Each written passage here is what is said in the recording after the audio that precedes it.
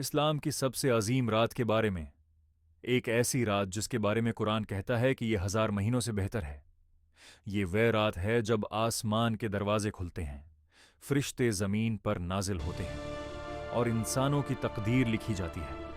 اس مبارک رات کو کہتے ہیں لیلۃ القدر، لیکن سوال یہ ہے، شب قدر آخر ہے کیا؟ اور یہ اتنی اہم کیوں ہے؟ تقریباً 1400 سال پہلے رمضان کی ایک خاموش رات میں ایک عظیم واقعہ پیش آیا۔ غار حرا میں عبادت میں مصروف تھے پروفٹ محمد صلی اللہ علیہ وسلم۔ اسی وقت اللہ کے حکم سے فرشتہ جبریل وحی لے کر نازل ہوئے اور پہلی بار قرآن کی آیات نازل ہوئیں۔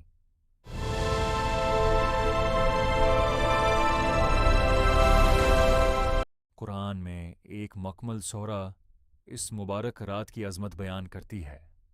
اللہ تعالی قرآن میں فرماتا ہے، بسم اللہ الرحمن الرحیم، انا انزلنہ فی لیلۃ القدر، ہم نے اس قرآن کو شب قدر میں نازل کیا۔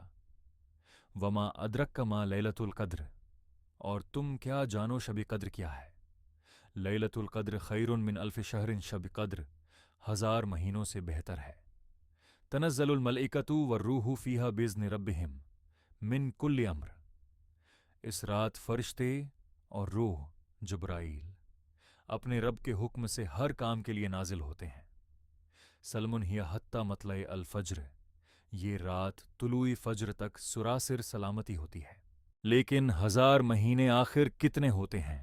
جب ہم 1000 مہینوں کو سالوں میں تبدیل کرتے ہیں تو یہ بنتے ہیں 83 سال اور تقریباً 4 مہینے، یعنی ایک انسان کی تقریباً پوری زندگی۔ اس کا مطلب یہ ہے، اگر کوئی شخص شب قدر کی ایک رات اخلاص کے ساتھ نماز پڑھے، قرآن پڑھے اور اللہ سے دعا کرے تو اسے 83 سال سے زیادہ عبادت کا اجر مل سکتا ہے۔ یہ دراصل اللہ کی خاص رحمت ہے، کیونکہ انسان کی عمر محدود ہے، لیکن اللہ نے ایک ایسی رات عطا کی جس میں کی گئی عبادت پوری زندگی کی عبادت کے برابر ہو سکتی ہے۔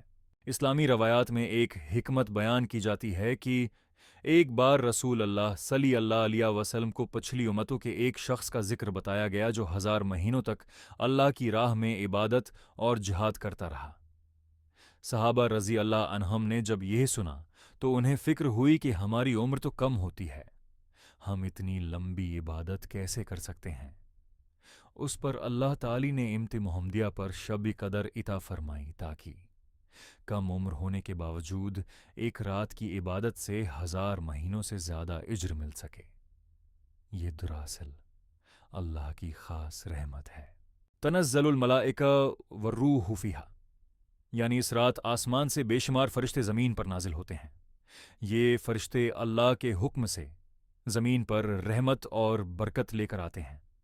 صرف فرشتے ہی نہیں، اس رات روح الامان بھی نازل ہوتے ہیں۔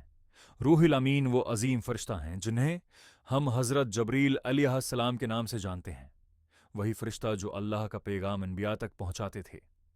جب فرشتے زمین پر اترتے ہیں تو وہ ہر اس جگہ جاتے ہیں جہاں لوگ نماز پڑھ رہے ہوں، قرآن پڑھ رہے ہوں یا اللہ سے دعا مانگ رہے ہوں، اور ان پر اللہ کی رحمت اور برکت نازل ہوتی ہے۔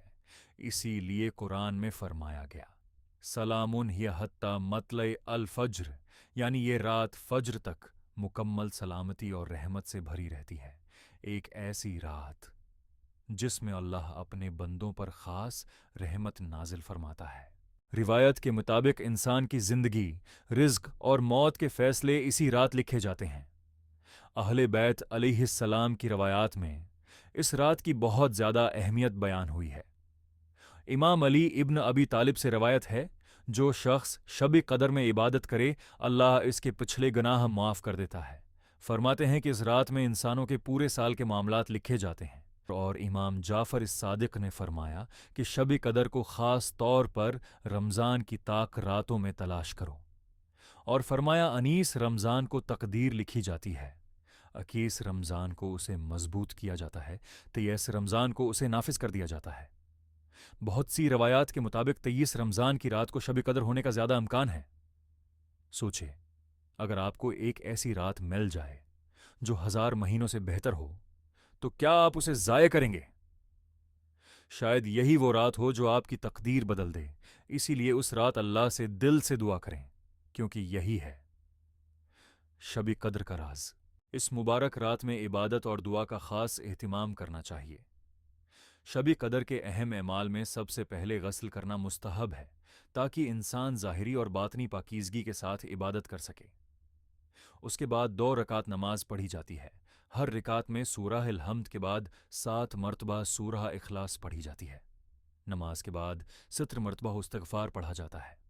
اس رات کا ایک خاص عمل قرآن سر پر رکھ کر دعا کرنا بھی ہے۔ اس عمل میں بندہ قرآن کو سر پر رکھ کر اللہ تعالی سے اپنے گناہوں کی معافی مانگتا ہے اور 14 معصومین کے وسیلے سے دعا کرتا ہے۔ شب قدر میں 100 رکعت نماز پڑھنا بھی بہت فضیلت رکھتا ہے۔ ہر رکعت میں سورہ الحمد کے بعد 10 مرتبہ سورہ اخلاص پڑھی جاتی ہے۔ اسی طرح اس رات کی ایک عظیم دعا دعائے جوشن کبیر ہے، جس میں اللہ تعالی کے بے شمار صفاتی نام ذکر کیے جاتے ہیں۔ اس مبارک رات میں استغفار، توبہ، قرآن کی تلاوت اور دعا کثرت سے کرنی چاہیے۔ روایات میں آیا ہے کہ اس رات اللہ تعالی اپنے بندوں کی دعائیں قبول فرماتا ہے اور ان کی تقدیر کے فیصلے فرماتا ہے۔ اس لیے ہمیں چاہیے کہ اس قیمتی رات کو غفلت میں نہ گزاریں، بلکہ اللہ کے حضور عاجزی کے ساتھ دعا کریں کہ وہ ہمارے گناہوں کو معاف فرمائیں اور ہمیں دنیا و آخرت کی کامیابی عطا کرے۔